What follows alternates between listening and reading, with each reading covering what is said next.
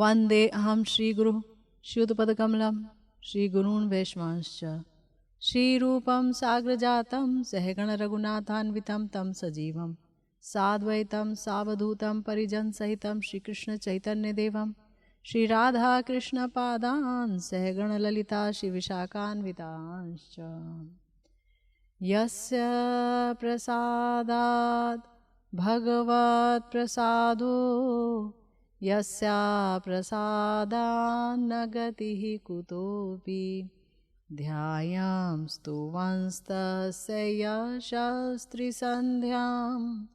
वन्दे गुरुः श्रीचरणारविन्दं नमो महावदान्याय कृष्णप्रेमप्रदायते कृष्णाय कृष्णचैतन्य नाम्ने गौरत्विषे नमः। हे कृष्ण करुणा सिंधु दीनबंधु जगत्पते गोपेश गोपिका कांत राधा कांत नमोस्तुते। तप्त कांचन गौरांगी राधे वृंदावनेश्वरी वृषभानुसुते देवी त्वं नमामि हरिप्रिये। जय रूप सनातन भट्ट रघुनाथ श्रीजीव गोपाल भट्ट दास रघुनाथ ए छय गोसाईर कोरी चरण वंदन जहाँ होइते विघ्ननाश अभीष्ट पूरण। वाञ्छाकल्पतरुभ्यश्च कृपा सिन्धुभ्येव च पतितानां पावनेभ्यो वैष्णवेभ्यो नमो नमः। जय जय श्री राधे श्याम। तो हम सब लोग भगवान श्री कृष्ण चैतन्य महाप्रभु के अवतार के कारणों को जानने का प्रयास कर रहे थे। आप सबने सुना ब्रजलीला में ब्रजेंद्र नंदन नंदलाल श्री कृष्ण की 3 इच्छाएं अधूरी रह गई थी। जब निकुंज में प्रिया जी के साथ वो विलसित होते, जब वो प्रिया जी का प्रेम देखते और ये देखते कि उस प्रेम के द्वारा मैं जो कि विभू तत्व हूँ, सर्वसमर्थ हैं वो, लेकिन मैं भी वशीभूत हो जाता हूँ। उनका प्रेम मुझे नचाता है, एक नट की तरह मैं नाचता हूँ उनके प्रेम के आगे। ये प्रेम, इसका उत्कर्ष, इसकी महिमा क्या है मैं खुद समझ नहीं पाता हूँ। जानने का प्रयास करता हूँ लेकिन असफल रह जाता हूँ। और फिर मेरा माधुर्य ऐसा है कि जिसके आस्वादन के लिए मुझ में प्रचुर लोभ है। मैं अपने माधुर्य का आस्वादन पूर्ण रूपेण करना चाहता हूं। माधुर्य का विषय तत्व मैं ही हूं, क्योंकि मेरा माधुर्य है, मैं विषय तत्व हूं। और मैं मगर अपने माधुर्य का विषय रूप में तो आस्वादन कर सकता हूं, लेकिन मैं आश्रय रूप में आस्वादन नहीं कर सकता। और प्रिया जी मगर मेरे माधुर्य अमृत का पूरा पान कर लेती हैं अपने प्रेम के द्वारा, क्योंकि प्रेम के द्वारा ही माधुर्य अनुभव में आएगा, श्री कृष्ण माधुर्य। और मुझ में ऐसा प्रेम नहीं है। तो ये जो मेरे माधुर्य का अनुभव करती हैं, इनके प्रेम की निगाहों में, इनके प्रेम के आस्वादन में ये मेरा माधुर्य भला कैसा है, ये जो पूर्ण अनुभव करती हैं। क्योंकि मैं तो यत किंचित अनुभव करता हूँ तो ही मैं जो है मूर्छित हो जाता हूँ, अचेत प्राय हो जाता हूँ कि मेरा माधुर्य मुझे भी जो है रोमांचित कर रहा है, मैं इसका सम्यक आस्वादन नहीं कर पा रहा हूँ, तो मन में बड़ा दुख होता है। लेकिन ये पूरा आस्वादन कर लेती हैं, तो फिर ये मेरा माधुर्य कैसा है इनकी नज़र में, इस प्रेम का सहारा लेकर जो आस्वादन कर रहे हैं। और तीसरी बात कि मेरे माधुर्य का आस्वादन करके इन्हें कौन सी जाति का सुख प्राप्त होता है, क्योंकि ये सुखोन्मत्त हो जाती हैं। हमने जाना पहली वांछा कि प्रिया जी का जो प्रेम है उसकी महिमा श्याम सुंदर जानना चाह रहे हैं, अपनी माधुर्य को जानना चाह रहे हैं, आस्वादन करना चाह रहे हैं। और तीसरी जो इच्छा है वो आपको बताया अति निगूढ़ है कि प्रिया जी मेरे माधुर्य का आस्वादन करके कौन सी जाति का सुख उन्मत्तता प्राप्त करती हैं, क्योंकि ऐसा सुख तो मुझे भी प्राप्त नहीं होता। ये अनंत कोटि गुना अधिक सुख प्राप्त करती हैं मेरे माधुर्य का आस्वादन करके अपने प्रेम के द्वारा। तो ये जो आस्वादन है ये इसलिए विचित्र है क्योंकि प्रिया जी हैं मादनाख्या महाभाव से बनी हुई, महाभाव स्वरूपिणी। और महाभाव का स्वभाव ये है, महाभाववती जो गोपियां हैं उनके अंदर आत्म सुख वासना बिल्कुल नहीं होती, अपनी इंद्रियों के सुख की कोई वासना नहीं होती। और ये प्रेम है मधुर रस का प्रेम। मधुर रस के प्रेम में निज इंद्रियों के सुख की वासना ना हो ये असंभव है। मधुर रस के प्रेम में तो नायक और नायिका दोनों में निज इंद्रिय के सुख की वासना होगी ही।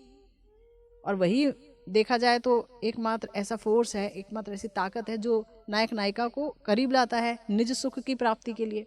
लेकिन यहाँ ऐसा नहीं है। यहाँ गोपियों का प्रेम हमने जाना समर्थारति युक्ता है वो, और वो सिर्फ श्री कृष्ण को सुख देने के लिए सब कुछ त्याग कर देते हैं। समस्त धर्म कर्म लज्जा भय धैर्य पातिव्रत्य धर्म सब कुछ का त्याग कर दिया है उन्होंने, और श्री कृष्ण को सुख देख करके ही वो सुखी हैं। हमने जाना कि श्री कृष्ण का मुख देख करके गोपियों को जो सुख मिलता है, गोपियों का मुख देख करके श्याम सुंदर को भी बहुत सुख मिलता है, मगर गोपियों का जो सुख है वो अनंत कोटि अधिक है श्याम सुंदर के सुख से। और मादना के महाभावती किशोरी जी का तो प्रेम अति अति विशिष्ट है। उनको किस प्रकार का सुख मिलता है हम सोच भी नहीं सकते हैं, अचिंत्य है। हालांकि गोपियों ही का नहीं सोच सकते हैं, तो प्रिया जी की तो बात ही अलग है। तो गोपी प्रेम के बारे में, गोपी भाव के बारे में हमने जाना। और अब जो है हम प्रिया जी के तत्व को जानने का प्रयास कर रहे हैं, जिनका प्रेम श्याम सुंदर को नट की तरह नचाता है। ये श्री राधिका वस्तुतः महाभाव का विग्रह है, श्याम सुंदर की ही आह्लादनी शक्ति का घनीभूत रूप है, प्रेम का ही परिपाक रूप है। और दूसरी बात ये कि ये इनकी काया, इनका मन, इनके चित्त, इनकी बुद्धि सब महाभावमयी है। इनके अलंकार भी भावमयी है, महाभावमय अलंकार है। हमने जाना पिछली दफा, बहुत ही सुंदर वर्णन किया श्रीपाद कविराज गोस्वामी जी ने। तो अब हमारे श्रील कृष्णदास कविराज गोस्वामी पाद वर्णन कर रहे हैं श्री चैतन्य चरितामृत में कि गौतमीय तंत्र में एक बहुत सुंदर श्लोक है जिसका उन्होंने बड़ा ही सुंदर व्याख्या की। देवी कृष्णमयी प्रोक्ता राधिका पर देवता, पर शब्द लगा दिया गया है, अर्थात सर्वश्रेष्ठ श्री राधिका ही सर्वश्रेष्ठ देवता हैं, जिसकी उपासना श्याम सुंदर भी करते हैं, जिनकी उपासना सब करते हैं श्याम सुंदर की, क्योंकि कृष्णस्तु स्वयं भगवान। पर वो कृष्ण भी जिनकी उपासना करते हैं, जिनका नाम लेकर के अभिभूत रहते हैं, वो पर देवता श्री राधिका है। सर्वलक्ष्मीमयी सर्व कांति ही सम्मोहिनी परा।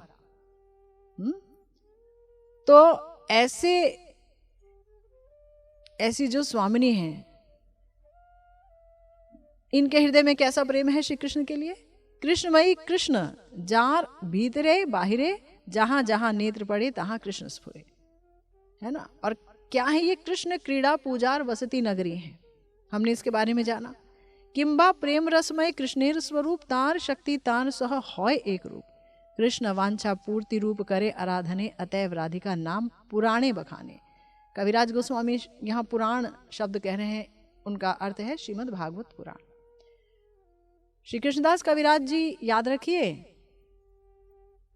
कोई ऐसे आचार्य नहीं है कि एक आचार्य हैं, उन्होंने एक ग्रंथ लिख दिया श्री चैतन्य चरितामृत और उसमें श्री राधिका के गुणावलियों को लिख दिया, तो हम उसे क्यों सुने। अरे वो कस्तूरी मंजरी है श्री राधिका की अत्यंत निकट की परिचर्या है उनकी, वो सेविका है उन और क्योंकि वो सेविका है तो वही जानती हैं कि राधा गोविंद जब एक रूप में आए हैं, श्री कृष्ण चैतन्य महाप्रभु के रूप में, तो क्यों आए हैं, क्यों आए हैं, कारण क्या है, वो सब जानते हैं। तो इसीलिए बहुत बहुत ज्यादा सूक्ष्मता से, बारीकी से निष्कर्ष निकाला है कविराज जी ने। क्योंकि प्रिया जी का जो सौंदर्य है श्याम सुंदर को वशीभूत करता है, मोहित करता है, ठीक है, क्योंकि वो गोविंदा नंदिनी है, गोविंद मोहिनी है, गोविंद के सर्वस्व हैं। लेकिन ये सौंदर्य कोई हाड़ मास का बना सौंदर्य थोड़ी ही है, ये तो महाभाव रूपी प्रेम से उत्थित महाभाव रूपी सौंदर्य है, जो श्री कृष्ण को पूरी तरह से अपना बना लेता है। मत्त हो जाते हैं श्याम सुंदर इनके प्रेम का आस्वादन करने के लिए, क्योंकि श्री कृष्ण के स्वरूप का धर्म ही यही है कि वो प्रेम के वश में रहते हैं, प्रेम का आस्वादन करना चाहते हैं। और प्रेम जिसके हृदय में है, बस वो व्यक्ति इनका अपना हो जाता है ना। और यहाँ तो किशोरी जी का प्रेम वो बनी ही कृष्ण प्रेम से है, कृष्ण प्रेम विकृति है, यही उनका स्वरूप है ना। कृष्ण प्रेम से ही वो प्रकटित हैं। तब फिर तो वो जहां जहां नेत्र पड़े तहां तहां कृष्ण स्फुरे, वो तो होगा ही। तो कृष्णमयी है। कृष्णमयी का अर्थ क्या है? अर्थात श्री राधा रानी श्री कृष्ण प्रचुरा हैं, जिनके हृदय में भी श्री कृष्ण रहते हैं, बातों में भी कृष्ण रहते हैं, सुनती भी कृष्ण कथा ही हैं, बोलती भी कृष्ण कथा ही हैं। आंखें जहां जहां पड़ती हैं वहां वहां उन्हें श्री कृष्ण ही दिखते हैं। मन में भी श्री कृष्ण रहते हैं। हर चेष्टा में कायिक, मानसिक, वाचिक प्रत्येक चेष्टा श्री कृष्ण के लिए है। कृष्णमयी है ना। और इतना स्फुरण है कि जब वो तमाल वृक्ष को देखती हैं तो सोचती हैं आहा श्री कृष्ण मुझे मिल गए, और किशोरी जी जाकर उनका आलिंगन कर लेती हैं। मोर भ्रमे रहे तमाले रे करी कोले, कृष्ण दर्शन पाइलूं जीवन सफले। तो राधा ठाकुरानी सोचती हैं कि वो श्री कृष्ण आ गए क्या, पर किया भाव की लीला है। श्री कृष्ण बहुत दुर्लभ है स्वामिनी के लिए, स्वामिनी बहुत दुर्लभ है श्याम सुंदर के लिए। लेकिन सोचती है ओ श्री कृष्ण मिले, एकदम उन्मत्त होकर के जाकर के आलिंगन कर लेती हैं। किसका? तमाल वृक्ष का। और तब भी नहीं सोचती कि मैंने वृक्ष का आलिंगन किया, सोचती मैंने श्री कृष्ण का आलिंगन किया, आहा मेरा जीवन सफल हो गया। अब बताइए कहां तक का प्रेम है। विभ्रम अलंकार से सुशोभित हो जाती हैं। अब अगर कोई कहे अच्छा, अगर तमाल वृक्ष को देखकर ये हालत है, तो ये सोचिए उद्धव जी जब आए, जो देखने में थोड़े श्री कृष्ण से मिलते हैं, काफी मिलते हैं, उनके वस्त्र पहन करके आए, उनकी प्रसादी माला पहन करके आए, तब तो किशोरी जी ने ऐसा नहीं किया। तो इनका प्रेम ही इनकी रक्षा करता है, इनका प्रेम ही रक्षा करता है। जब वो श्री बलराम जी को देखती हैं या अभिमन्यु जी को देखती हैं तो क्या सोचती हैं? तो सोचती हैं बलदेव जी को देख करके कि ये मेरे प्राण वल्लभ के अग्रज भाई हैं, बड़े भाई हैं। और अभिमन्यु को देखती हैं तो कहती हैं ये मेरे प्रियतम के विरोधी जन हैं। तो इस तरह उनकी बुद्धि में एक के प्रति लज्जा और दूसरे के प्रति द्वेष उत्पन्न हो जाता है। वो जहां जहां नेत्र पड़े तहां तहां कृष्ण स्फुरे, तब वहां नहीं होता है, वहां इनका प्रेम ही इनकी रक्षा करता है ना। तो अब जो है ये प्रश्न हो सकता है कि भाई देखिए, हमने तो ये सुना है कि जो महाभागवत होते हैं वो तो कण कण में भगवान को देखते हैं, और किशोरी जी भी अंतर बाहर अगर श्री कृष्ण को ही देखती हैं तो दोनों में अंतर क्या है? यानी वो भी एक महाभागवत ही तो है। आप कह रहे हैं कि वो विशेष हैं, भला कैसे? तो यहाँ बताया गया कि ऐसा कोई व्यक्ति संभावना कर सकता है, कोई प्रश्न उठा सकता है। इसलिए कृष्णमयी पद की जब व्याख्या कर रहे हैं श्रीपाद कृष्णदास कविराज गोस्वामी जी, तो कह रहे हैं किंबा प्रेम रसमय कृष्णेर स्वरूप, तार शक्ति तार सह होय एक रूप। श्री कृष्ण का स्वरूप ही है कि वो प्रेम रसमय है। भाई प्रेम, जिस प्रेम से, जिस महाभाव से स्वामिनी बनी हुई हैं, तो वो तो उन्हीं की शक्ति है, श्याम सुंदरी की तो शक्ति है कि नहीं? तो इसीलिए प्रेम हरि का रूप है और वे स्वयं भी प्रेम स्वरूप हैं, और दोनों जो एक ही वस्तु है वो दो रूप में दिख रही है, जैसे सूर्य और उसकी किरणमाला। ऐसे ही किशोरी जी प्रेम रसमय श्री कृष्ण की ही अपनी शक्ति हैं, लेकिन जो बाकी महाभागवत हैं वो श्री कृष्ण की अपनी शक्ति नहीं है। ये फर्क है। बाकी महाभागवत महावैष्णव जो हैं वो श्री कृष्ण की अपनी शक्ति नहीं है। प्रिया जी श्याम सुंदर के साथ अभिन्न वस्तु हैं। तो श्री कृष्ण के प्रति प्रेम ये प्रिया जी के स्वरूप का लक्षण है ना? ये प्रेम आगंतुक नहीं है, वो बनी ही इस प्रेम से है, महाभाव स्वरूप है जिनका। ठीक है, तो प्रिया जी के लिए हमारे कविराज गोस्वामी जी कहते हैं, कृष्ण वांछा पूर्ति रूप करे आराधने, अतएव राधिका नाम पुराणे बखाने। श्री कृष्ण की समस्त रसास्वादन, प्रीति रसास्वादन की इच्छाओं को किशोरी जी अकेले ही पूरा कर सकती हैं, करती हैं। इसीलिए श्रीमद् भागवतम में उनका नाम जो है राधिका, अगर सीधा सीधा नहीं आया है तो छुपा करके आया है, क्योंकि बहुत रहस्यमयी है किशोरी जी। तो राधिका का अर्थ क्या है? जो आराधना करते हैं, जो आराधना करे वो राधिका। ठीक है, राधिका का अर्थ ये है। आराधना का अर्थ क्या है? आराधना का अर्थ है काया से, मन से, वाणी से अपने आराध्य का संतोष विधान करना, संतुष्ट करना। काया से, मन से, वाणी से अपने आराध्य को संतुष्ट करना, आराधना उसे ही कहते हैं। और किशोरी जी अपने मादनाख्य महाभाव से श्री कृष्ण के समस्त श्रृंगार रस वासना को अकेले ही पूरा कर सकती हैं, करती हैं। ठीक है, अकेले ही। इसलिए उन्हीं का नाम राधिका है, सबका नाम राधिका नहीं है।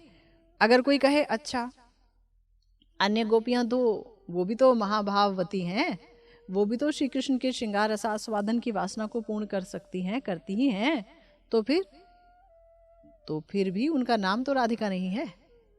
जैसे कि एक शब्द है जलधि। जलधि का मतलब होता है समुद्र, यानी जो जल को धारण करे उसे जलधि कहते हैं। जो जल को धारण करे उसे जलधि कहते हैं। तो जल को तो धारण एक पोखर भी करता है, एक गड्ढा भी करता है, एक नदी भी करती है, लेकिन जलधि का नाम जब आता है तो उसका अर्थ होता है समुद्र, समुद्र। और राधिका का मतलब फिर जो सबसे बड़ी आराधिका है वही राधिका है ना? तो इसीलिए राधिका सिर्फ राधा रानी के लिए ही है, प्रेम ठाकुरानी के लिए ही राधा है शब्द, है ना? तो चाहे अन्य गोपियां श्री कृष्ण को सुख देती हैं, परंतु सुख की जाति और सुख का परिमाण, मात्रा, वो वैसा नहीं होता जैसा किशोरी जी श्याम सुंदर को सुख देती हैं। और उनका वो जो सुख देती हैं वो ससीम और खंडित भी हो जाता है? इसीलिए वो राधिका नहीं है। एकमात्र अखंड महाभाव स्वरूपिणी वृषभानु नंदिनी श्री राधा ही श्री कृष्ण की अखंड रस वासना पूर्ण करने में समर्था है, इसीलिए उनका नाम राधिका है। ये समझना होगा। रासलीला में श्री कृष्ण जब श्री राधा जी के साथ अंतर्हित हो गए, रासलीला को छोड़कर चले गए, तब वे निर्जन विहार कर रहे थे। प्रिया प्रियतम अकेले विहार कर रहे थे, कोई सखी नहीं थी।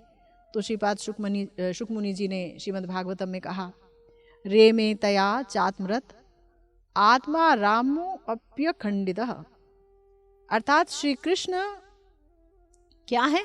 आत्माराम है, आप्त काम है, तो भी श्री राधा के साथ अखंड विहार कर रहे हैं। अखंड विहार, उनका विहार किशोरी जी के साथ खंडित नहीं होता। इसीलिए श्रीमद् भागवतम में श्री राधा रानी के राधिका नाम की महिमा का कीर्तन किया गया है। अन्य पुराणों में तो किया गया है, श्रीमद् भागवतम में थोड़ा छुपा के किया गया है, अनया राधितो नूनम करके बोला गया है ना। किंतु यहाँ पर जो है श्रीमद् भागवतम में बेशक श्री राधिका का नाम स्पष्ट रूप से नहीं आया है, परंतु शुक मुनि जी ने रास पंचाध्यायी बोली। ये देखिए, रास पंचाध्यायी बोली, और रास पंचाध्यायी में किसी भी गोपी का नाम उन्होंने स्पष्ट रूप में कहा ही नहीं। कभी केचित, काचित, एका, अन्या, अपरा ऐसे करके बोला। और आप देखिए पूरे श्रीमद् भागवतम में समस्त पात्रों के नाम उन्होंने खुल के बोले हैं, मगर यहाँ पर केचित, काचित ये करने का अर्थ क्या है? कोई बड़ा रहस्य है, कोई बहुत बड़ा रहस्य है। इस रहस्य को समझना ही तो बहुत जरूरी है ना, क्योंकि शुक जी को तो समाधि लग जाती श्री राधिका का नाम लेते ही। फिर 7 दिनों में कौन भागवत सुनाता महाराज परीक्षित को? वो तो राधा नाम ले नहीं सकते थे। गोपियों का नाम भी लेते तो फिर उनको विशेष स्मरण हो आता राधा रानी का, इसलिए केचित काचित करके बात को आगे कर दिया उन्होंने। लेकिन फिर भी ऐसा नहीं कि उन्होंने नाम नहीं लिया, उन्होंने जिक्र किया और प्रिया जी की स्तुति भी कराई बाकी गोपियों के मुख से। अगर उनकी अपनी सखियों के मुख से कराए हाँ, तब तो ये कहा जाएगा ठीक है, तो इनकी सखियां हैं, ये तो करेंगे ही। लेकिन उन्होंने सुहृद पक्षा और विपक्षा समस्त सखियों के मुख से कुछ ना कुछ बात कहलाई है श्री राधिका के लिए।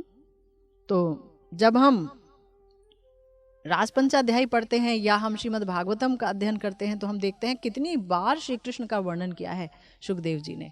तो ये पता चल जाता है कि पूरा जो हम 12 स्कंद तक पढ़ते हैं तो हम देखते हैं कि सबसे ज्यादा श्री कृष्ण का ही वर्णन किया है शुकदेव गोस्वामी जी ने। तो ये पता चल जाता है कि समस्त भगवत स्वरूपों में शुकदेव जी के जो सबसे प्रिय भगवत स्वरूप हैं, भगवान है, वो स्वयं भगवान श्री कृष्ण है। ये तो समझ आ जाती है बात, कोई भी समझ लेता है। फिर जब हम देखते हैं समस्त परिकरों की चर्चा है, भक्तों की चर्चा है, तो वहाँ ब्रजवासियों की जिस प्रकार की चर्चा है तो ये समझ आता है समस्त भगवत परिकरों में श्री कृष्ण के जो परिकर हैं ब्रजवासी, वो इनके प्रिय हैं, शुकदेव जी के प्रिय हैं। ये बात भी समझ आ जाती है, कोई भी समझ सकता है इस रहस्य को। और समस्त ब्रज देवियों में श्री राधिका ही श्री शुकदेव गोस्वामी जी की विशिष्ट आग्रह युक्ता है, यानी वहाँ उनका पूरा पूरा ध्यान है, पूरा पूरा मनन है उनके बारे में, ये कोई नहीं समझ पाता है। इसीलिए श्री राधा का ये जो उत्कर्ष मता है, ये जो उनका वैशिष्ट है, ये जो उनकी महिमा है, श्रीमद् भागवतम में बड़ा ही रहस्यमय है, रहस्यमय तरीके से इसका वर्णन हुआ है। गुरुदेव कह रहे हैं कि ये साक्षात मैं नहीं बता सकता हूं। शुकदेव जी कह रहे हैं, गुरुदेव बता रहे हैं कि शुकदेव जी सोच रहे हैं कि मैं साक्षात नहीं बता सकता हूं कि राधा जी की क्या महिमा है, क्या नहीं महिमा है, क्योंकि इनकी समाधि लग जाएगी ना, भय है, काम बहुत बड़ा है, महाराज परीक्षित को पूरी भगवत कथा सुनाना है। और अगर नहीं बताऊं तो जानता हूं और नहीं बताने का भी दोष लग जाता है, क्योंकि उस दोष को कहते हैं ज्ञान खलता दोष, कि आप जानते हैं पर बता नहीं रहे हैं, तो ये ज्ञान खलता दोष होता है। तो ये दोष भी ठीक नहीं है, तो बताना तो होगा ही, है ना। मगर अब क्या करें, दोनों चीजों की रक्षा करनी है, बताना नहीं चाहता हूं और नहीं बताऊं तो दोष लगेगा। इसलिए यदि श्री राधा जी की सखियों के वाक्य के द्वारा उनकी महिमा प्रकाश करूंगा तब तो जो है साधारण लोग वो अविश्वास करेंगे, क्योंकि सब ये सोच सकते हैं कि ये तो राधा रानी की सखियां हैं, ये तो उनके लिए अच्छा अच्छा बोलेंगी ही, उनकी महिमा का वर्णन करेंगी ही। इसलिए प्रतिपक्षा और सुहृद पक्षा, प्रतिपक्षा जो विपक्षा सखियां हैं और सुहृद पक्षा जो उदासीन हैं, उनके श्रीमुख से व्यंजना वृत्ति द्वारा विभिन्न अवसरों पर बीच बीच में प्रिया जी की महिमा का उन्होंने प्रकाश किया है। अगर आप पढ़ें तो आपको पता चल जाएगा। और कभी आवेशवश मैं उनके महिमा का प्रकाश करूंगा तो भी साक्षात उनके नाम का मैं उल्लेख नहीं करूंगा। सुखदेव जी सोच रहे हैं, उनके नाम का तो उल्लेख करूंगा ही नहीं, वरन किसी भी गोपी का नाम नहीं दूंगा, कुछ भी नहीं बताऊंगा गोपियों के बारे में। इसीलिए श्री सुखदेव जी ने साक्षात रूप से श्री राधा नाम का उल्लेख नहीं किया, तो भी सुहृत पक्षागणों के वाक्य द्वारा उन्होंने उल्लेख कराया। अनयाराधितो नूनम भगवान हरिरीश्वर यन्नो विहाय गोविंद प्रीतो यामन यद्रह। इसमें उन्होंने श्री राधा नाम का अर्थ प्रकाशित कर दिया है इस श्लोक में कि भाई ये जो गोपी जिनको लेकर के श्री कृष्ण अंतर ध्यान हो गए हैं, इन्होंने ही एकमात्र गोविंद का आराधना किया है, इन्होंने ही अपने प्रेम से गोविंद के हृदय को जीत लिया है। कि भगवान को लेकर के वो माने भगवान वशीभूत हो गए उनके, श्री कृष्ण चले गए उनके साथ, श्री कृष्ण ने समस्त गोपियों में से उनको ही चुना, तो इन्हीं की जो आराधना है वही सफल हुई है। तो बता दिया राधिका के नाम का अर्थ जब यहां पर प्रकाशित कर दिया है, तो इसका मतलब राधा रानी को ही प्रकाशित कर दिया है। तो कविराज गोस्वामी पाद इसीलिए इस श्लोक को ही उन्होंने यहां दृष्टांत के रूप में दिया है। सुहृत पक्षा श्यामला जी कह रही हैं कि हे सखीगण, श्री कृष्ण सहगामिनी ये ब्रज रमणी निश्चय ही भक्त वांछा पूरणकारी सर्व दुखहारी श्री हरि की आराधना करके उनको अपने वशीभूत कर ली है, क्योंकि हमारे श्री कृष्ण हम सबको त्याग करके इस भाग्यवती रमणी को लेकर के निर्जन स्थान पर चले गए हैं। श्यामला सखी बोल रही हैं। अब हम कहें कि कैसे पता, वहां तो किसी गोपी का नाम ही नहीं है लेकिन जिन्होंने श्रीमद् भागवतम के श्लोकों की टीकाएं की हैं वो सब की सब मंजरियां हैं, उनके आगे ये लीला हुई है। नित्य रास में वो वहां रहती हैं और महारास में भी वो थी, तो उन्हें सब पता है, सब पता है। एक एक गोपी का नाम हमारे गोस्वामियों ने लिख दिया है। ये श्लोक उन्होंने बोला। ये जो श्याम सुंदर आ गए हैं तो कोई उनके बाहु को अपनी बाहु में ले रही है, कोई उनके चरणों को अपने हृदय पर धारण कर रही है। एक एक गोपी का नाम, कौन हृदय पर धारण कर रही है, कौन जो है दांत जो है अपने होठों को चबा रही है और ऐसे देख रही कि तुम हमें छोड़कर गायब हो गए थे, वो सब एक एक गोपी का नाम लिखा है। तो इसीलिए हमारे आचार्य कहते हैं राधेति आराधयतीति राधेति नामकरण च दर्शितम, अर्थात जो आराधना करती हैं वही है राधा। सुखदेव गोस्वामी जी राधा नाम इस प्रकार से बड़ी ही कुशलता के साथ व्यक्त कर रहे हैं। इसीलिए यहाँ उनको पर देवता कहा गया और सर्वपालिका कह रहे हैं हमारे श्री कृष्णदास कविराज गोस्वामी जी। क्यों? क्योंकि सर्वपालिका इसलिए हैं किशोरी जी, क्योंकि वो भक्तों से लेकर के श्री कृष्ण तक को आनंद आस्वादन कराती हैं। भक्तों को तो कराती हैं पर श्री कृष्ण को भी कराती हैं आनंद आस्वादन। भक्ति का एक विशेष आनंद होता है, वो आनंद किशोरी जी के कारण ही आता है। इसीलिए हमारे प्यारे श्री कृष्णदास कविराज गोस्वामी जी जो कस्तूरी मंजरी हैं, ये रहस्य उद्घाटित करते हैं। सुख रूप कृष्ण करें सुख आस्वादन, भक्त गणे सुख दीते आह्लादनी कारण। भाई भक्तों के हृदय में जो कृष्ण प्रेम आता है वो कृष्ण प्रेम आह्लादनी शक्ति की वृत्ति है, और आह्लादनी शक्ति राधा रानी है? आह्लादनी कराए कृष्ण आनंद आस्वादन। श्री कृष्ण को स्वरूप का, अपने स्वरूप का आनंद मिलता है और श्रृंगार रस वैचित्री आस्वादन मिल रहा है, सब आह्लादनी शक्ति के कारण मिल रहा है। और आह्लादनी द्वाराय करे भक्तेर पोषण। श्याम सुंदर उनके हृदय में प्रेम डालते हैं, भक्तों के हृदय में प्रेम डालते हैं, उत्कंठित भक्तों के हृदय में, जिनका हृदय एकदम मार्जित हो गया है भजन करते करते। तो प्रेम तो यहाँ की वस्तु नहीं है कि हम अपने साधन से प्रेम प्राप्त कर लें, ये तो वो डालेंगे तो प्रेम मिलेगा। तो आपका चित्त जब मार्जित होगा तो वो प्रेम डाल देंगे। तो ये प्रेम वस्तु क्या है? आह्लादनी शक्ति है ना। किशोरी जी वहीं से प्रेम प्रकटित है भाई, वही प्रेम लक्ष्मी है। और श्री राधा को कहा गया सर्व जगतेर माता।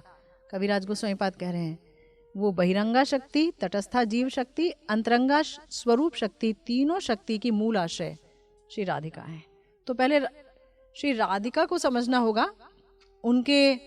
पहले श्री राधिका को समझना होगा और उनके महत्व को समझना होगा। थोड़ा बहुत हम क्या समझ सकते हैं, तटस्था क्षुद्र जीव शक्ति, कहाँ प्रेम के महासिंधु को हम क्या समझ सकते हैं, प्रेम रहित हम लोग।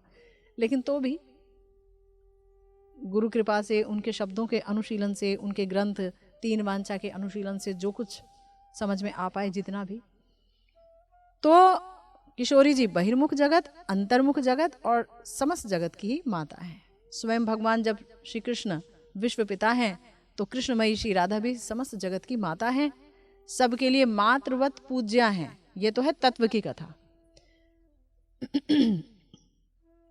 पर तत्व और रस दोनों को अलग अलग करना होगा, तभी प्रेम का आस्वादन हो सकता है। गौड़िया वैष्णव राधा दास्य की उपासना करते हैं, वहां उन्हें माता के रूप में नहीं देख सकते, क्योंकि जो मंजरियां हैं, जो श्री राधा जी की दासी हैं, वो प्रिया जी की सखी होकर भी दासी हैं, सख्य रस की पात्री हैं। जब भी देखो तो वो परिहास आदि भी करती हैं किशोरी जी के साथ निसंकोच रूप से, हैं। और श्री राधा माधव जब कुंज में मिलित होते हैं तो वहां जाकर निसंकोच भाव से सेवा भी करती हैं। तो माता मानने से तो सेवा नहीं होगी ना, निसंकोच भाव से तो आप प्रवेश नहीं कर पाएंगे ना। इसलिए हमारे लिए मातृभाव उपासना के अनुकूल नहीं, बल्कि पूरी तरह से प्रतिकूल है। इसलिए कोई उन्हें राधा माँ नहीं बोलता है, राधा रानी बोलता है, प्रेम ठाकुरानी बोलता है, राधा ठाकुरानी बोलता है। समस्त लक्ष्मियों की प्रियाजू अंशनी है। समस्त लक्ष्मियां, समस्त लक्ष्मी स्वरूप प्रिया जी से प्रकटित है। समस्त ऐश्वर्यों की वही अधिष्ठात्री देवी हैं। तो देखा जाए बहुत ऐश्वर्यमयी है किशोरी जी। और श्री राधा रानी अपने मादना के महाभाव के द्वारा श्री कृष्ण के समस्त प्रकार के प्रीति रस आस्वादन की वासना को पूर्ण कर देती हैं। जितने भगवत स्वरूप हैं उनकी कांताएं, जितने भक्त हैं उनके अंदर जो भगवान के प्रति प्रेम है, वो सब का सब प्रिया जी के अंदर अकेली ही है। और इसके अलावा भी बहुत कुछ है, ये समझना होगा, है ना। रसिक शेखर श्री कृष्ण के रसास्वादन की वासना को पूर्ण करती हैं, इसलिए उनका एक नाम है सर्वकांति। सर्वकांति, है ना। जगत मोहन कृष्ण तहार मोहिनी अतैव समस्तेर परा ठकुरानी है स्वामिनी। तो श्री कृष्ण सबके मोहन है, सब लोग उनके सौंदर्य माधुर्य गुण से विमोहित हो जाते हैं, परंतु उनको तो कोई मोहित नहीं कर सकता ना भाई। स्वयं भगवान को अगर कोई मोहित कर दे तो वहां भगवत्ता कहाँ रह गई। लेकिन मोहित करती हैं एकमात्र उनकी आराधिका श्री राधिका, श्री राधिका, है ना। तो अब ऐसी प्रिया जी जो कि श्याम सुंदर की मूला शक्ति है, स्वयं भगवती हैं, सर्वलक्ष्मीमयी हैं, अनंत ऐश्वर्य की अधीश्वरी हैं। लेकिन आश्चर्य की बात है कि श्री राधा तत्व में ऐश्वर्य का विकास नहीं है। इसका मतलब ये नहीं कि उनके अंदर ऐश्वर्य नहीं है, ऐश्वर्य दिखता नहीं है। वो स्वयं को श्री कृष्ण का कोई बहुत बड़ा प्रेमिक भी नहीं मानती कि मैं बहुत चाहती हूँ कृष्ण को, कहती मेरे अंदर प्रेम की गंध नहीं है। उन्हीं के भाव को लेकर के तो गौरहरि आए हैं। वो तो कहते हैं दरिद्र मोर जीवन कृष्ण प्रेम बिना है, मेरे पास कृष्ण प्रेम नहीं है। जबकि प्रेम प्रदाता वो हैं, तो वो ये कहते हैं, कितनी दीनता है। तो स्वामिनी श्री राधा ठाकुरानी के मादनाख्य महाभाव युक्त प्रेम से बड़ी कोई वस्तु ही नहीं है। तथापि उनका प्रेम जो कि विरुद्ध धर्ममय है, वो गुरु गौरव वर्जित है। वहां ये भाव नहीं है कि मेरा प्रेम ही गुरु है, मैं ही महान प्रेमी हूं, नहीं, ये भाव ही नहीं है। वो तो एक काट की बंसी से ही, बंसी को ही सोचती है कि तुमने क्या तपस्या की कि तुम श्री कृष्ण के अधरों पर रहती हो, ऐसी तपस्या मैं कब करूंगी। वो एक मछली को देख करके बहुत आश्चर्यचकित हो जाती हैं कि इनके तो आंखों में पलक नहीं है, ये तो कृष्ण का दर्शन बहुत अच्छे से कर सकती हैं, मैं कौन सी तपस्या करूं कि मुझे ऐसी आंखें मिल जाएं जो पलक विहीन हो। अब देखिए तो प्रेम कहाँ कहाँ भागता है स्वामिनी का। तो इसीलिए तो वो प्रेम की वैचित्री, प्रेम की महिमा श्याम सुंदर जानना चाहते हैं। अब हमने श्री राधा जी के भाव को कुछ कुछ समझने का प्रयास किया गुरुदेव के अनुगत्य में।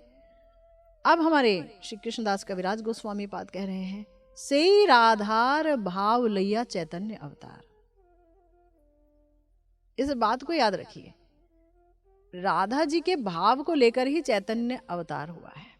तो वहां पर प्रिया जी का भाव ही प्रमुख है। गोविंद ही आस्वादन कर रहे हैं, पर प्रिया जी का भाव इतना अधिक है कि वहां गोविंद तो बिल्कुल छुप गए हैं। कहाँ है गोविंद? युग धर्म नाम प्रेम कैलो परचार, सेई भावे निज वांछा करिलो पूर्ण, अवतारेर एई वांछा मूल जे कारण, श्री कृष्ण चैतन्य गोसाई ब्रजेंद्र कुमार रसमय मूर्ति कृष्ण साक्षात श्रृंगार, से वस्तु आस्वादिते कैलो अवतार, आनुषंगे कैलो सब रसेरो प्रचार। तो अभी तक हम देखिए इस तत्व को समझने का प्रयास कर रहे हैं कि ये तीन वांछाएं क्या हैं, और प्रिया जी जो किस प्रकार का सुख पाती हैं, जबकि उनके अंदर निज सुख का कोई अनुरोध नहीं है। श्री कृष्ण से मुझे सुख मिले, मेरी इंद्रियों को सुख मिले, श्री कृष्ण के माधुर्य से, वहां कोई आग्रह नहीं है अपने सुख का, किसी भी गोपी में नहीं है। और प्रिया जी में तो बिल्कुल ही नहीं है। प्रिया जी में तो एक और उपाधि बिल्कुल नहीं है, वो कि ये रमण है और मैं रमणी हूं। ये उपाधि नहीं है कि ये तो रमण है, मैं रमणी हूं। तो जब ये उपाधि नहीं है तो सोचिए प्रेम कितना निरुपाधिक है कि यहां अपने को रमणी भी नहीं देख रही, उनको रमण भी नहीं देख रही, सिर्फ प्रेम ही है और कुछ है नहीं वहां।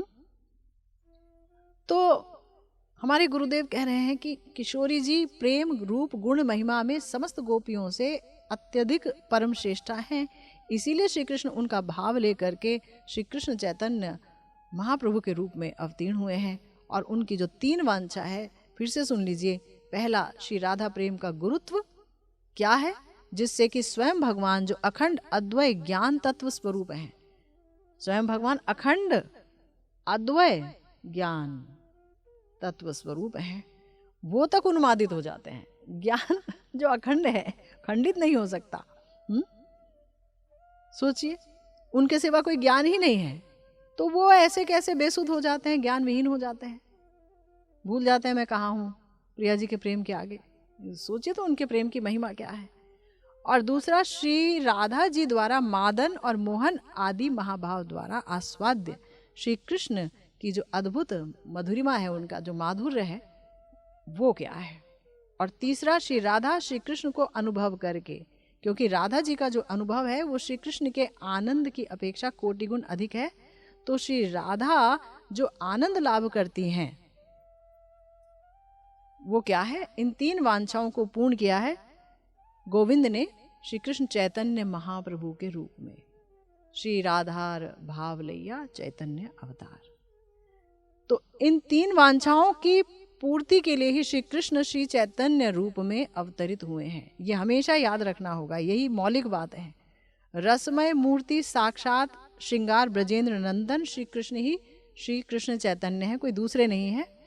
द्वारका या मथुरा के वसुदेव नंदन श्री कृष्ण नहीं। रसराज मूर्ति साक्षात श्रृंगार ब्रजेंद्र नंदन।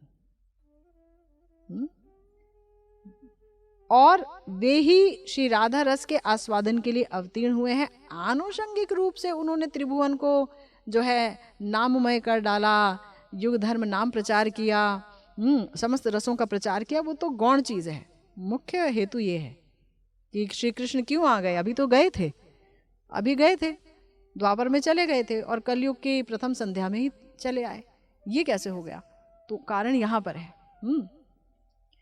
तो श्री कृष्णदास कविराज गोस्वामी पाद श्री राधाया प्रणय महिमा कीदृशो, इस तीन वांछा विषयक श्लोक का जो उन्होंने सरस व्याख्या की है, अब वो सुनिए। कृष्णेर विचार एक रहिए अंतरे, पूर्णानंद पूर्ण रस रूप कहे मोरे, आमा होइते आनंदित होय त्रिभुवन, आमा के आनंद दीबे ऐसे कौन जन, आमा होइते जार होय शत शत गुण, सेई जन आह्लादिते पारे मोर मन। आमा होते गुणी बड़ो जगते असंभव, एकली राधा ते ताहा करी अनुभव।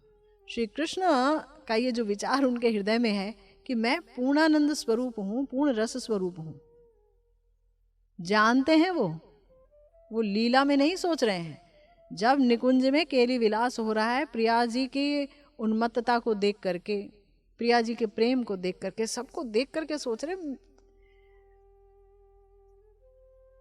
पूर्ण आनंद और पूर्ण रसमय कलेवर है मेरा, ये रूप है मेरा, ये स्वभाव है, मैं पूर्ण आनंद हूं। गुरुदेव एक एक चीज समझाएंगे, पूर्ण आनंद कैसे है, पूर्ण रस कैसे है, कैसे त्रिभुवन आनंदित होता है उनसे। पहले ये तो समझो कैसे होता है, फिर सोच रहे हैं मुझे भला कौन आनंद दे सकता है जब मेरे से ही सब आनंद लेते हैं, मुझसे ज्यादा। अच्छा, एक गुण ज्यादा नहीं, 2 गुण ज्यादा नहीं, 100 गुण जिसमें अधिक हो मुझसे ज्यादा। आमा होते जार होए शत शत गुण, सैकड़ों गुण जिसमें अधिक होंगे ना मेरे गुणों से अधिक, अब इनसे कौन अधिक होगा? तो वही मुझे आह्लादित कर सकता है, आनंद दे सकता है। पर मुझसे बड़ा गुणी इस जगत में असंभव है, किसी भी जगत में असंभव है, इस जगत में क्या कहीं नहीं हो सकता। लेकिन सिर्फ राधा में मैं वो अनुभव करता हूं, ये ही मुझसे ज्यादा गुणी है। तो देखिए किनका दास्यम दिया है गौर सुंदर ने हमें। तो श्री राधा रस माधुर्य का आस्वादन लोभ, मतलब मैं इसे आस्वादन कर सकूं। श्री राधा रस माधुर्य मतलब प्रेम रस माधुर्य, प्रिया जी के प्रेम की महिमा जानना चाह रहे हैं, अपने माधुर्य को जानना चाह रहे हैं। प्रेम को क्यों जानना चाह रहे हैं? वस्तुतः एक ही कारण है, प्रिया जी के प्रेम की महिमा जानने का कारण, और उनको क्या सुख मिलता है मेरा माधुर्य आस्वादन करके, ये सब जानना चाह रहे हैं सिर्फ एक चीज को जानने के लिए, मेरा माधुर्य कैसा है। अपने माधुर्य को ही वो चखना चाहते हैं, इसीलिए प्रिया जी के प्रेम की महिमा जानना चाहते हैं, इसीलिए उनके सुख को जानना चाहते हैं, ताकि ये पता चले कि मेरा माधुर्य कैसा है, मैं भी आस्वादन करूं अपने माधुर्य का। विशेष लोभ ये है, ये विशेष लोभ है। तो सोच रहे मैं पूर्णानंद स्वरूप हूं, पूर्ण रस स्वरूप हूं। श्रुतियां कहती हैं आनंदो ब्रह्मेति व्यजनात् प्रज्ञानानंदम ब्रह्म। अनेक श्रुति वाक्य हैं जहां पर ब्रह्म आनंद स्वरूप है ये जाना जाता है। उस ब्रह्म की भी घनीभूत प्रतिमा श्री कृष्ण है। ब्रह्म आनंद स्वरूप है, लेकिन ब्रह्म जब घनीभूत हो जाए वो श्री कृष्ण है। गीता में अर्जुन जी से कहा है श्री कृष्ण ने, ब्रह्मणो ही प्रतिष्ठा, मैं ब्रह्म की घनीभूत प्रतिमा हूं, यानी कि मैं पर ब्रह्म हूं, ब्रह्म से भी ऊंची चीज मैं हूं, पर ब्रह्म। जिस तरह सूर्य की कांति माला, सूर्य की कांति है ना, सूर्य की रोशनी है, लेकिन एक और भी है सूर्यदेव। तो सूर्यदेव क्या है? सूर्य की कांति माला का घनीभूत रूप सूर्यदेव है। ऐसे ही ब्रह्म रूपी कांति माला जब घनीभूत रूप धारण करती है, रस घनीभूत रस जब एक आकृति धारण कर रहा है, वो है श्री कृष्ण, अखिल रसामृत मूर्ति है ना। तो निर्विशेष जो ब्रह्म है वो क्या है? वो श्री कृष्ण की अंग कांति है। निर्विशेष ब्रह्म क्या है? जिसे लोग कहते हैं कि हाँ प्रकाश प्रकाश प्रकाश प्रकाश की पूजा, तो वो भगवान श्री कृष्ण की ही अंग कांति है। हमारे कविराज जी कह रहे हैं, कृष्णेर अंगेर प्रभा परम उज्ज्वल, उपनिषद कहे जारे ब्रह्म सुनिर्मल। वो श्री कृष्ण के अंग की प्रभा है, वो सुनिर्मल ब्रह्म। तो निर्विशेष ब्रह्मानंद के अनुभव से आपको मन में तो आनंद होगा, लेकिन बहुत इंपॉर्टेंट बात कह रहे हैं गुरुदेव, निर्विशेष ब्रह्मानंद की अगर किसी को अनुभूति होने लग जाए तो उसको जो आनंद होगा वो मन में आनंद आएगा, मानस आनंद।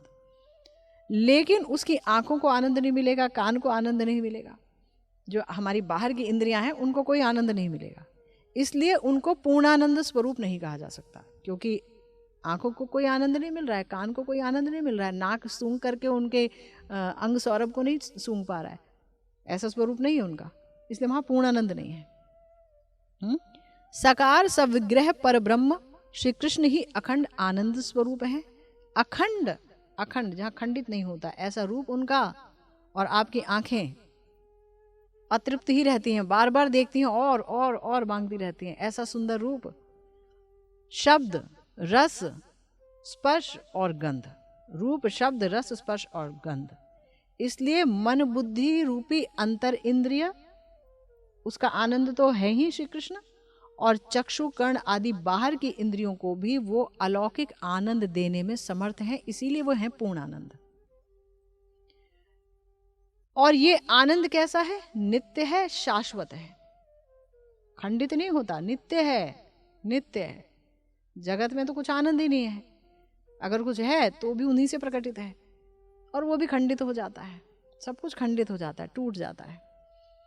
तो चूंकि खंडित नहीं होता, नित्य है, इसलिए वही रस स्वरूप है श्री कृष्ण। और उस रस स्वरूप श्री कृष्ण के अनुभव से ही जीव को आनंद मिल सकता है, और कोई तरीका नहीं है। आप कहीं भी चले जाओ, कोई तरीका नहीं है, जितना भी जन्म ले लो, अंत में इसी निष्कर्ष पर पहुंचना होगा। रसो वै सह, और रसम ये वायम लब्धवानंदी भवती। ठीक है ना, रस को पाकर ही जीव आनंद पा सकता है। ये समस्त शास्त्र महाजन वाक्य के द्वारा श्री कृष्ण के पूर्णानंदत्व और पूर्ण रस रूपता को हम समझ पा रहे हैं। ठीक है ना, बात समझ आ रही है ना? बाहर की इंद्रियां भी और अंदर की इंद्रियां भी, मन भी, बुद्धि भी, सब जिससे आनंद मिलता है सबको, वो है कृष्ण, ब्रह्म से नहीं मिलेगा। श्री कृष्ण कहते हैं आनंद स्वरूप और रस स्वरूप मुझसे ही तो त्रिभुवन को आनंद मिलता है। श्रुतियां भी बहुत कुछ कहती हैं कि यदि आकाश की तरह व्यापक आनंद स्वरूप श्री भगवान नहीं होते तो भला कौन प्राण धारण करने में समर्थ होता, ऐसा कहती हैं। जिनके आनंद के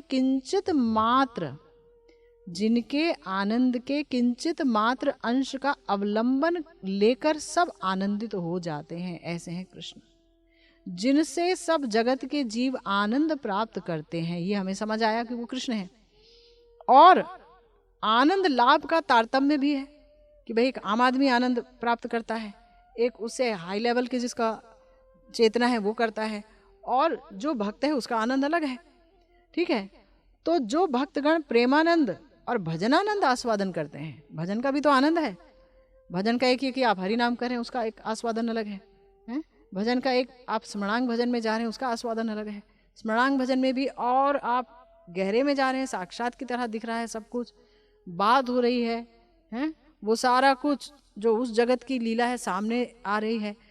बाहर की इंद्रियां भी जो हैं वो भी प्रभावित हो रही हैं, नाक में आपके सुगंध भी जा रहा है, ये सब कुछ हो रहा है।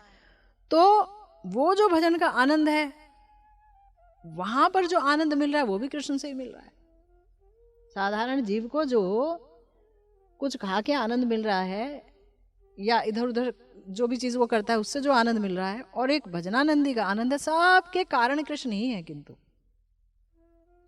कृष्ण ही है। और भजनानंद जो मिल रहा है श्री कृष्ण की आह्लादिनी शक्ति, संवित शक्ति की वृत्ति विशेष है। ज्ञानियों को जो ब्रह्मानंद की प्राप्ति हो रही है ना, मानस आनंद जो मिल रहा है वो श्री कृष्ण की अंग छटा का ही आनंद है। और जो बहिर्मुख को विषयों का आनंद मिल रहा है वो विषय आनंद जो है वो विशुद्ध आनंद का ही आभास कणिका मात्र है। आभास कणिका मात्र भी नहीं, आभास विशुद्ध आनंद श्री कृष्ण जो है आनंदमय स्वरूप, उनके आभास, छाया का भी और उसकी भी छाया, उसका एक कण, ऐसे आभास का कण है ये जागतिक विषय आनंद। तो श्री कृष्ण विचार करें, भाई ये सब कुछ तो मुझसे उत्पन्न हो रहा है, सबको मुझसे आनंद मिल रहा है। उस आनंद सिंधु मैं आनंद सिंधु हूँ, मुझे कोई आनंद का आस्वादन कराएगा है? ऐसा भला कौन है इस विश्व में? मुझे कौन आनंद का आस्वादन करा सकता है भला? सबका कारण तो मैं हूं। हाँ, अगर मेरी अपेक्षा किसी में असंख्य गुण हो, ज्यादा गुण हो, असंख्य गुण, तो वो मुझ आनंद स्वरूप को आनंद दान कर सकता है। लेकिन ऐसा जगत में कोई नहीं है, एकमात्र श्री राधा ठाकुरानी में ही मैं उसे अनुभव कर पाता हूं। कारण एकमात्र श्री राधा ही पूर्णानंद स्वरूप मुझे, जो मैं सोच भी नहीं सकता, उस आकांक्षा से भी अतीत, आकांक्षा से भी अधिक आनंद रस दान करके मुझे आनंदित कर देती हैं। वो अनुभव कर रहे हैं। श्याम सुंदर। तो श्री राधा रानी में श्री कृष्ण से भी अधिक गुणावली विद्यमान है। वही आस्वादन कर रहे हैं, आनंद स्वरूप श्री कृष्ण और आनंदित हो रहे हैं और अपने अनुभव की बात वो कुछ एक प्यार में कह रहे हैं, जिन पर चर्चा करेंगे हम श्रीमन महाप्रभु ने चाहा तो। और इसी के साथ आज की भागवती कथा यही विश्राम लेती है। जय जय श्री राधे श्याम, श्री गुरु निताई गौर सीतानाथ प्रेमानंदे, हरि हरि।